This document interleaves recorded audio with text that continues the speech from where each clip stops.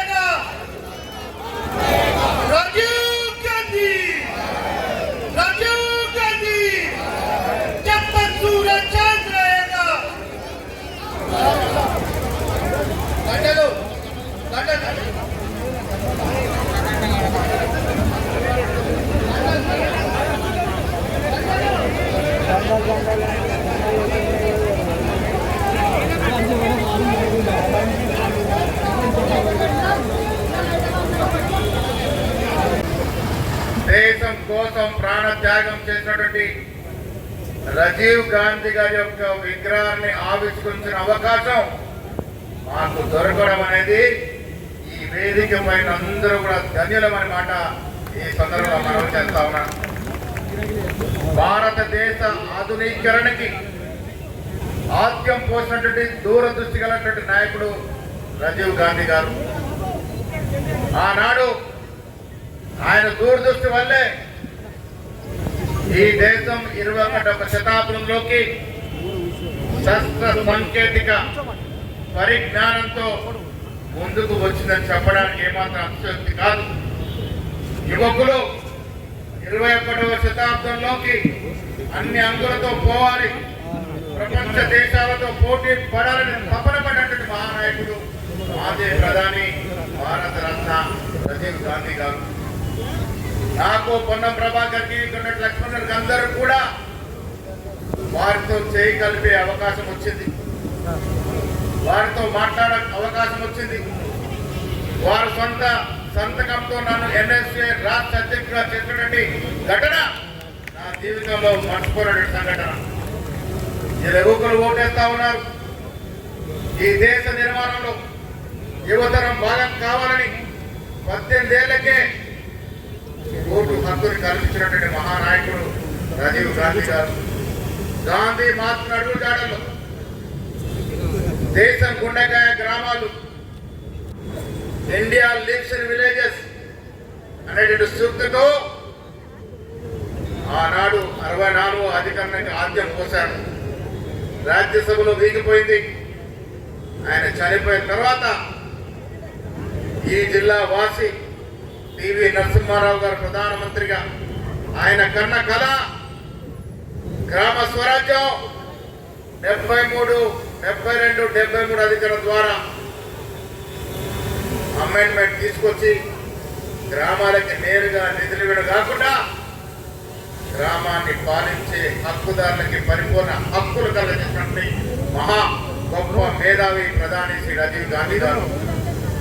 మిత్రులారా, వారి దూరదృష్టి వల్లే ఈ దేశంలో సెల్ ఫోన్లు 10 ఏళ్ళు ముందొచ్చాయి. వారి దూరదృష్టి పరిజ్ఞానం వల్లే కంప్యూటర్ విప్లవం ఈ దేశంలో 20 ఏళ్ళు ముందొచ్చింది. ఆయన కంప్యూటర్ అమెరికాలో చూసినాడు ప్రతిపక్షాలు గోల చేశాయి. కంప్యూటర్తో మనకేం పని ఉన్నాయి, మనకు అవసరం లేదన్నాయి.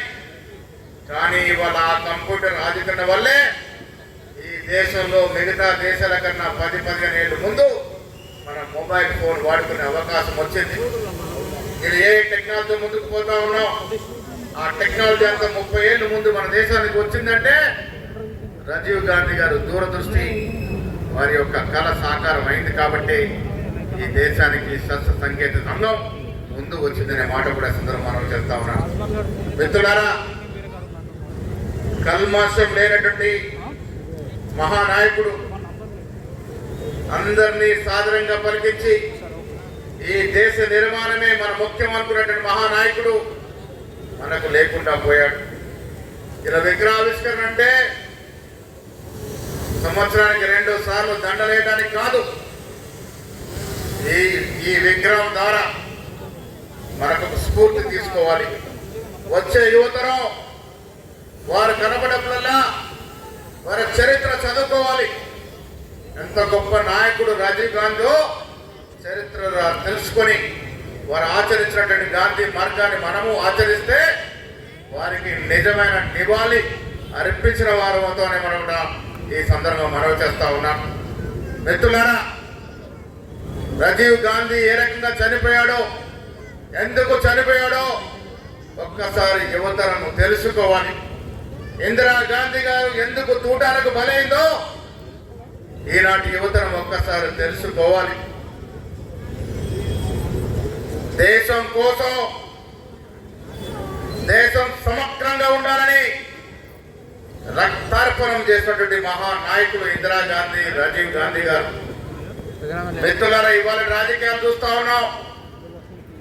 ఇవాళ రాజకీయాలు ఒక్కసారి పోలిస్తే ఆనాడు దేశం కోసం రక్తార్పణం చేసినటువంటి మహానాయకులు ఇందిరాగాంధీ, రాజీవ్ గాంధీ అయితే ఇవాళ పరిపాలన చూడండి. కేంద్రంలో బీజేపీ నాయకులు తీరు చూడండి. ప్రజలు తండ్రికి చచ్చినా పర్వాలే, రక్తం ఏర్లై పారిన పర్వాలే, కులాల మధ్య మతాల మధ్య చిచ్చు రగులుతూనే ఉండాలి, కొట్టుకు చస్తూనే ఉండాలి, కానీ మా పదులు మాత్రం మాకుండాలనే ధోరణితో ఇలా బీజేపీ పార్టీ పాలన చేస్తున్న తీరు ఒక్కసారి యువతను గమనించాల్సిన అవసరం ఉన్నది. ఒకవైపు దేశం కోసం రక్తార్పణం చేసిన మహానాయకులు కాంగ్రెస్ నాయకులు, మరొక వైపు రక్తం ఏర్లై పారినా పర్వాలే కానీ మేము అధికారంలో ఉండాలి, మాకు పదవులు ఉండాలి, మేము రాజ్యం ఏలాలి అనేటువంటి సంకుచిత ధోరణి ఒక పార్టీ వారిది. ఈనాడు యువతరం అర్థం చేసుకోవాల్సిన అవసరం ఉన్నది. ఇందిరాగాంధీ, రాజీవ్ గాంధీ ఏ రకంగా చనిపోయినాడో ఒక్కసారి అర్థం చేసుకోవాల్సిన అవసరం ఉన్నది. ఇవాళ పాలకులు వారి అవసరాల కోసం, వారి అధికారం కోసం ఏ రకంగా మతాన్ని, కులాల్ని, వాటి మధ్య విశ్వేషాలని పెంచుతూ రాజకీయాలు చేస్తున్నటువంటి తీరును ఒక్కసారి గ్రహించుకోవాల్సిన అవసరం ఉన్నది. మిత్రులారా, కరీంనగర్ గడ్డ నుంచి చెప్తా ఉన్నా, ప్రజలకు కావలసింది కులాలు, మతాలు, పొట్లాటలు కావు.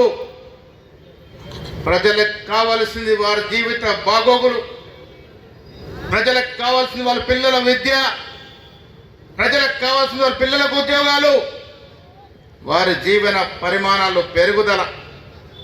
అవేవి పట్టట్లే, ఇచ్చిన మాటలని మర్చిపోయినారు.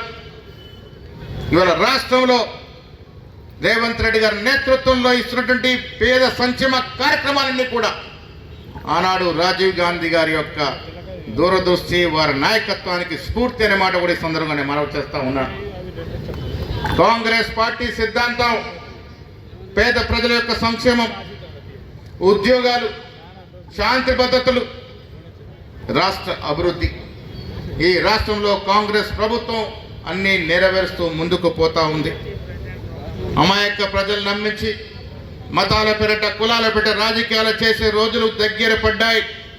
అలాంటి వారికి భవిష్యత్తు లేదనే మాట కూడా ఈ కరీంనగర్ గడ్డ నుంచి చెప్తా ఉన్నాను.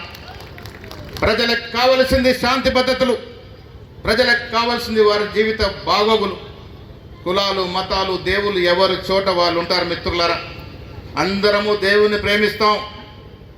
రాజీవ్ గాంధీ గారే రామాలయానికి శిలాన్యాసం చేసినటువంటి సంఘటన ఈరోజు గుర్తు చేయదలుచుకున్నాను. అయోధ్య రామ మందిరం నిర్మాణం అయిందంటే అన్నాడు రాజీవ్ గాంధీ గారు అక్కడ శిలాన్యాసం చేశారు. కాబట్టి అన్ని పార్టీలకు దేవుళ్ళు ఉంటారు, అన్ని పార్టీలకి దేవతలు ఉంటారు. కానీ రాజకీయాలకి ముడిపట్టడం దేవులతో మంచిది కాదనే మాట ఈ సందర్భంగా మనవి చేయదలుచుకున్నాను. రాజీవ్ గాంధీ విగ్రహం ఎంత కళతో వచ్చిందో ఒక్కసారి చూడండి మిత్రులారా. నేను అభినందిస్తా ఉన్నా నరేందర్ రెడ్డి గారిని. ఇంత చక్కటి విగ్రహం కరీంనగర్ నడిబొడ్డున నెలకొల్పి వారి స్ఫూర్తి ఈ యువతరానికి ఇచ్చే ప్రయత్నం మీరైతే చేసినారో నేను మనస్ఫూర్తిగా పీసీసీ తరఫున మీకు అభినందన తెలియజేస్తాను.